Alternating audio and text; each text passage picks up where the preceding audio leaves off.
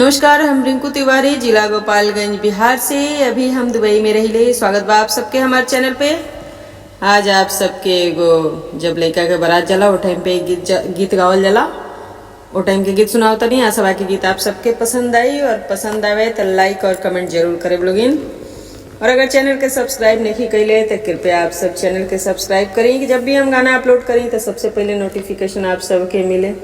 दुल्हा जे चले ले अपने बियाह करे, सोने के सिंहरवा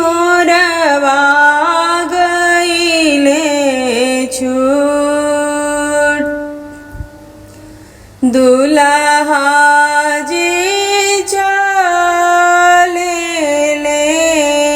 अपने बियाह करे, सोने के सिंहरवा गइले छूट। उहवा से दुल्हा हो घरे चली आइले हो, खोलया बाजार के वाण। उहवा से दुल्हा हो घरे चली आइले हो, खोलया बाजार के वाण। कैसे में खोली बाबू बाजार के वाणिया हो, हम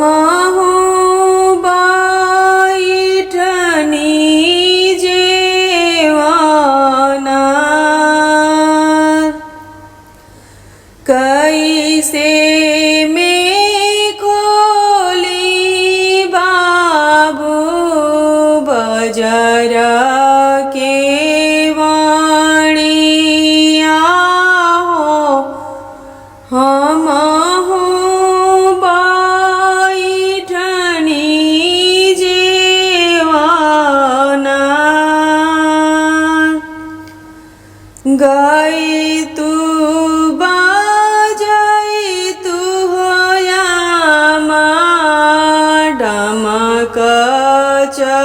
चकारी तू हो, बाद में कारी तू जेवाना।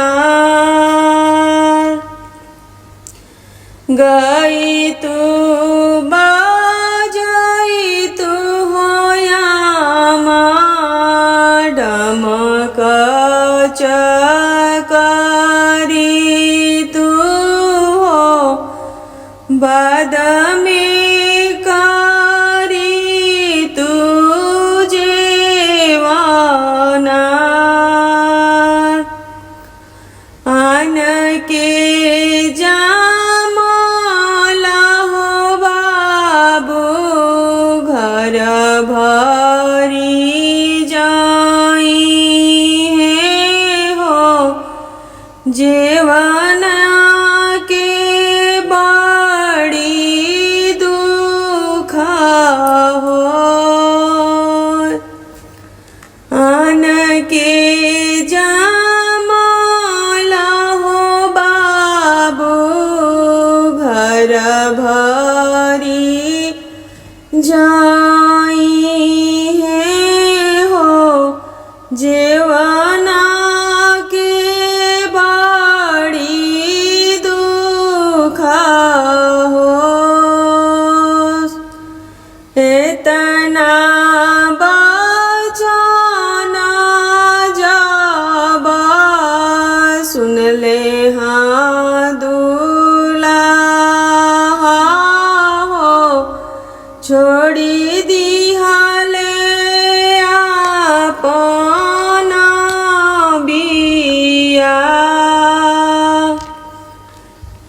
तना बचना जब सुनले ह दुल्हा हो छोड़ी दिहाले अपन बिया